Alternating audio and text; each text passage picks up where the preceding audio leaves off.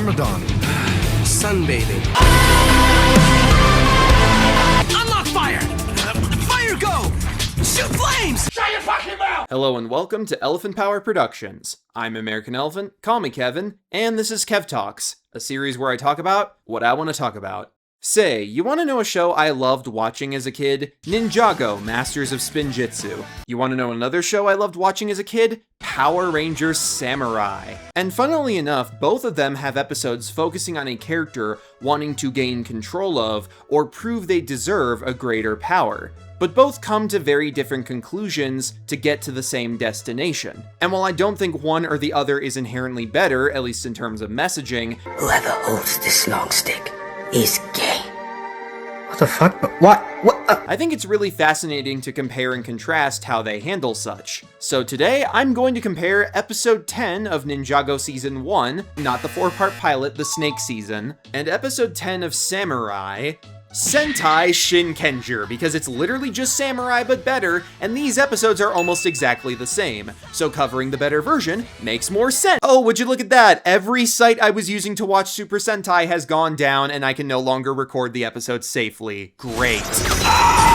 Please show me the Toei employee who is responsible for deleting literally every single attempt at just a safe English sub of Sentai. So that I could beat the shit out of him. But hey, like I just said, Samurai and Shinkenger's 10th episodes have essentially the same plot. I hope that sentence just gave 10 Sentai purists a heart attack. You monster. Yeah, I can live with that. Ryusol Max's debut was not ruined, you just don't like Dino Fury. Yo, it's topic for another video that I won't make till next year at the earliest. What up, man?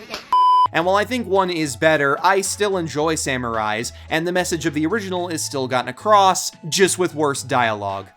And Bulk and Spike. Spike? Who the fuck is Spike? Watch this freestyle! No, wait a minute. What are you doing? No!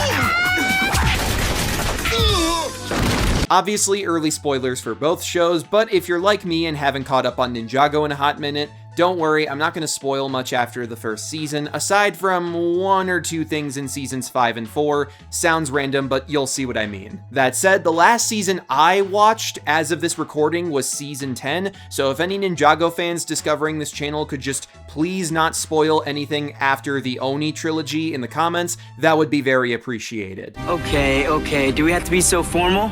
Let's do this thing. Long before time had Power Rangers. In Ninjago Season 1, the ninja have 3 overarching goals. Yeah. 1. Stop the Serpentine, freed by Lloyd Garmadon, from collecting 4 Fang Blades and unleashing the Great Devourer to consume humanity. 2. Learn the identity of a destined green ninja. And 3. Unlock their true potential. Something said by Sensei Wu to be the highest level of their current elemental powers, but something that can only be gained by overcoming mental hurdles and personal issues within each ninja. You might have reached peak physical condition, but you've yet to reach your inner potential. 4 back-to-back episodes in Season 1 show them doing so. Zane learns about his past and what he was built for as a robot. Why'd you say it like that? So he finally knows who he is and why he's so different. Jay finally asks Nia out on a date and realizes he only has to be good enough for her by being himself emotionally instead of someone he's not, while ironically almost being turned into something he's not physically by Fangpire Venom. And Cole earns respect from his father while also showing him he's not the same as him, thus re-solidifying their relationship into something new, where Cole doesn't feel pressured to conform as a performer instead of what he's actually good at. But then there's Kai. Great.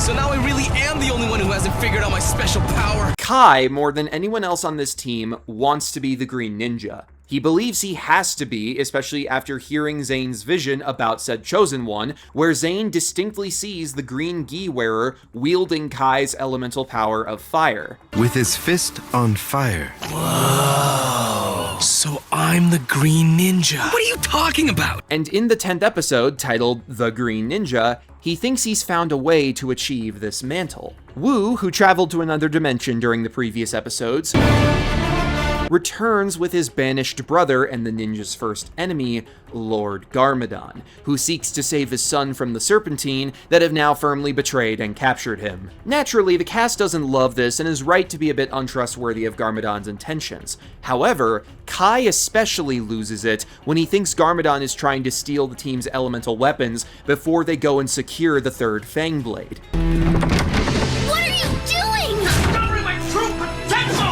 Kai thinks he'll unlock his power if he stands up to Lord Garmadon. Why would he think that? Because he thinks he's a green ninja. Only to learn right after that Wu sent Garmadon to bring the weapons to their ship's command deck, making Kai look like a bit of an overreactive idiot. Why isn't it working? Because you cannot defeat someone who allowed himself to be defeated. I was only fetching your weapons. But you were trying to steal them! I asked him to get them. Now, obviously, Kai is valid for distrusting the guy that kidnapped his sister, physically altered himself to steal and wield his team's weapons, and keeps acting like a devious little creature while living on the Destiny's bounty. That said, it still shows he's in the wrong and needs to chill out a little, as this desire to become something more in the future is making him struggle to be his best self now. Garmadon, get ready to get Kai'd! Fire! Cut! Kai, you were supposed to be in the bridge! Zane's Falcon spotted them! Perhaps it is best you do not reach your true potential, or else someone could get hurt. Way to go, hero. Meanwhile, Spike, stop! What is the Samurai Ranger? Spike! God! I said stop! in Power Rangers Samurai, the main characters are teens trained from childhood to uphold a family duty to fight demons called Nylok. Our heroes, in addition to utilizing kanji magic called symbol power, which can physically manifest whatever the kanji represents, Symbol power! Horse!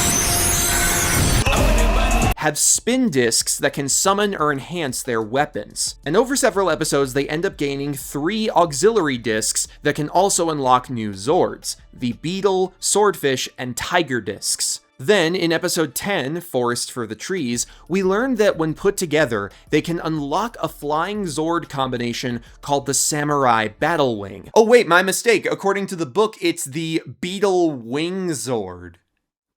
Who? I never noticed that error until I started making this video. Wait, would that technically make this a dead name? I'm sorry, I'll go cancel myself. But to do so, pilots must be assigned to handle the power of each disc and Zord. Jaden Shiba, the Red Ranger, keeps the tiger since he freed it in the previous episode. Yes, the whitest guy here has a Japanese last name. Welcome to the Power Rangers fandom. You're late, but we saved your seat. Kevin, the Blue Ranger, is given the Swordfish since he caught it and thus has a connection to it. Plus, you know, Water Elemental Ranger, Water-dwelling Animal Zord. I'm the Avatar! Water! What?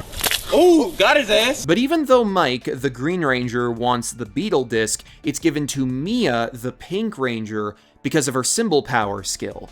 And this frustrates Mike, who trains to vent.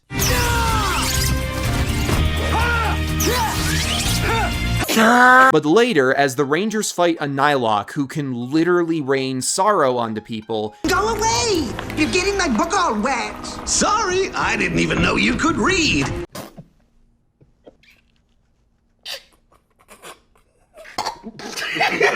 Mia gets the Beetle disc knocked from her grip. Thankfully, Mike catches it, but instead of giving it back to Mia so she can enhance her Sky Fan, he tries using it on his Forest Spear as the Nylok flies away. And it doesn't work at all. Why isn't it working? It must make you sad to be so lame. Mike, what were you thinking? I just wanted to help. This gets him reprimanded by the team's mentor, G, leading to Mike immaturely using his symbol power on a plant and storming off. Now, as pointed out in a conversation shortly after between Mia, Kevin, and Emily, the Yellow Ranger, G acted a little foolishly. I just don't get why Mike was acting so childish. To be honest, I think they both kind of were. Even if Mike made a mistake and needs to know it, benching him won't fully help the team, since cutting a member, even one who doesn't take his training as seriously as the others, only weakens their ranks as the Nylok have only gotten craftier. But Mike still made a mistake, and to G's credit, he did say early on that Mike could have totally earned the Beetle Disc had he just listened to him a little more and worked on his symbol power. The order of the strokes is wrong. Mike, you must practice more. How about a lunch break? I told Mike he needs to work just as hard. But he's been trying. Yes, and I believe he has it in him. But until he learns to listen, he isn't ready. Okay, so now we have two moments laid out that serve the same narrative purpose. During both, a character attempting to prove and or improve themselves makes a quick choice that seems like the right decision to them, but backfires. So what does each episode do and teach with that? The climax of the Green Ninja sees everyone fighting for the third Fang Blade inside the Fire Temple volcano. Despite being told that using their golden weapons could destabilize it further than it already is and make the whole place erupt in flames, Kai in the battle still chooses to use his fire elemental sword. Naturally, the conflict causes an eruption and everyone flees, except Lloyd and Kai, the latter trying to get the Fang Blade and the former being stuck on a river of lava. So Kai must make a choice: save Lloyd or the blade. Come on, let's get out of here!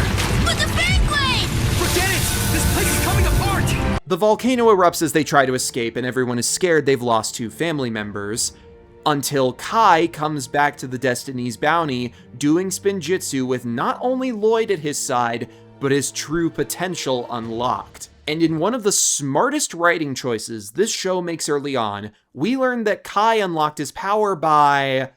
well, I'll just let him explain it. I wanted the Fang Blade so badly, to prove I was good enough to become the Green Ninja, but then I figured it out. All of my training to become the best ninja wasn't in preparation to become the Green Ninja. It was to protect him. That's right, not only do we learn the great twist that Lloyd is the real Green Ninja, but Kai realized he had to let go to grow. He was so focused on being his best self that he started to only act for himself. So choosing to save not just another person, but an enemy turned friend shows a tangible reevaluation in his priorities. He needed to stop pushing for more to become more. Oh, and on top of this being a great lesson wrapped in a clever subversion that meaningfully alters the story of Ninjago forever, I like how, if you squint, this is also kind of altered by Ninjago possession, because at the start of the season, Kai tries to be a more active, bigger brother to Lloyd after the loss of his father. I yearn to make the world in my image. I never realized I already had in you. And the entire reason Kai became a ninja was to save his sister. Sure, the brother thing doesn't last long because of Moro, but you can kind of say, retroactively, that Kai needed to remember the point of his fight was being a responsible brother. As for Samurai, G has a conversation with Jaden that makes him realize his training method is part of the problem. While G's position is easy to sympathize with, given the threat they face and the fact that Mike has needed some discipline to commit, he can't just be turned into a warrior the way Jaden was. It's my responsibility to train him to be a worthy samurai. But push a door that's meant to be pulled and it'll never open. Don't flip! You taught me that. For an episode that I do think has weaker dialogue than its source material, again, really wish I could show footage of that episode, sorry, that is a concise but good way of getting this message across while still fitting with the themes of what Shinkenger was going for. So G takes Mike on a motorcycle ride to a forest. I always thought you'd go more old school, like riding a horse or something like that. You ever had to clean up after a motorcycle? And acknowledging his more relaxed training preferences, helps him calmly understand symbol power further as a concept. It isn't just energy to fight with, it's a manifestation of what a symbol represents to the ranger using it. These constructs only perform well if their wielder has a firm understanding of their understanding of the symbol. Even weapons that harness this symbol power need focus, something Mike has struggled with in practice, hence why he doesn't do it during fights much outside of growing his Bearzord. Look inside yourself and connect with what the forest means to you.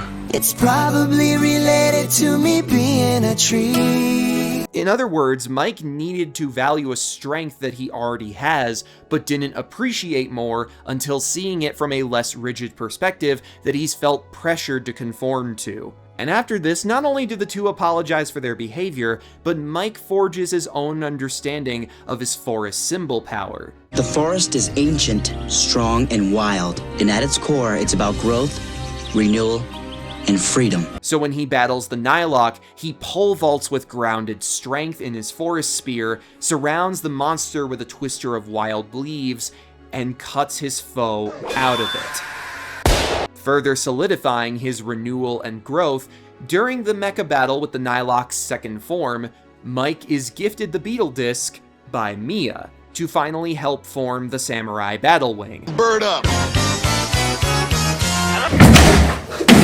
From what I've seen of your symbol power, you'd use it better than me.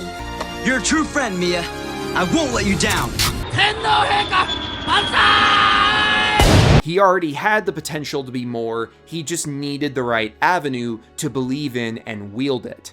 So, as showcased, both of these shows have characters that undergo internal change to unlock external power, but while one lets go of a desire to change, the other hangs onto it. And yet, both Kai and Mike arrive at similar destinations. They both evolve into something more after embracing the selves they saw as less. One discovers who he is by letting go of becoming something he's not, while the other only earns more power by harnessing and being content with what he already has. And in both instances, each hero must not fight only for themselves. Kai makes the tough but right choice by saving Lloyd, and Mike fights to help his team while they're down. Only by acting for the right reasons and with a better grasp on who they are, do they get greater strength to act with. Now, while I don't think either of these messages is better than the other per se, I can understand someone being annoyed at Samurai not letting Mia keep the beetle disc. Some of you may have preferred it if this episode did what Ninjago did by letting Mia use the power she earned from here on out and Mike let it go, because he knows he's good enough without it now. Sure, she only gave him the beetle disc after he enhanced his symbol power and thus earned it, but she still earned that power too, and thus it can be seen as kind of backhanded that the only people allowed to pilot the Samurai Battle Wing are the boys. And while yes, that is what they did in the Sentai and Shinkenger is good, this show was not bound by it. Power Rangers is an adaptation. Samurai especially did a ton of original Megazord cockpit footage, so they totally could have shot new stuff with Mia being one of the three taking charge in the Samurai Battle Wing. Because that is something that has been a problem in both Power Rangers and Super Sentai on multiple occasions. Female Rangers barely get special armor or abilities, outside of some the entire team can access, due to both shows' inaccurate perceptions as only being for boys by some likely executives. Well, at least you got to wear the Shogun mode for the Christmas episode next season. Sorry, half the team. You guys only get Ranger Wiki edits, toys, and maybe an online game if you're lucky. But while I think that's a fair thing to critique the Samurai episode for, it still works for me, as does Ninjago's. And even if the latter's lesson may be considered the more mature one by some because of its commitment to a greater power not being given when base power is accepted, part of the former's messaging is proven right by both shows passing the same test with different answers. One story says, let go of the push to change. The other says, keep at that push. Yet both succeed because they tell their young audiences you don't need to fit one lifestyle to achieve either what you want or need. The message at the core of both of these episodes is, your change will be different from mine, which can be, should be, and is a good thing. I hope you too gained value out of these lessons, but even if you didn't, that's okay, because you gotta do you, and I gotta do me. Which for now means saying that's gonna do it for this video. Sorry if it feels like Samurai hijacked this one a bit after promising a video solely about Ninjago, but I just found it really fascinating how two shows, both loosely based on Japanese concepts that I grew up with as a kid, both had 10th episodes with incredibly similar messages. Insert Doofenshmirtz 2 Nickels joke here. Anyway, I'm American Elephant, call me Kevin, thanks for stopping by at Elephant Power Productions, follow me on all these platforms, check out my animations, subscribe, like, and comment, comment if you want more content like this, and I'll hopefully see you all on the next episode of Kev Talks. Take care, keep working on your inner peace. That's Kung Fu Panda, fuck! I love Kung Fu! Take care, keep working on your inner power, and if that's not enough, then I wish a mandala and lovu to all of you.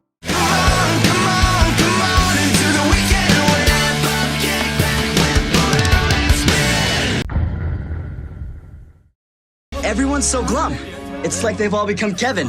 What? No, fuck that! Everything y'all got me fucked up! Sugar mom! Someone order the fish?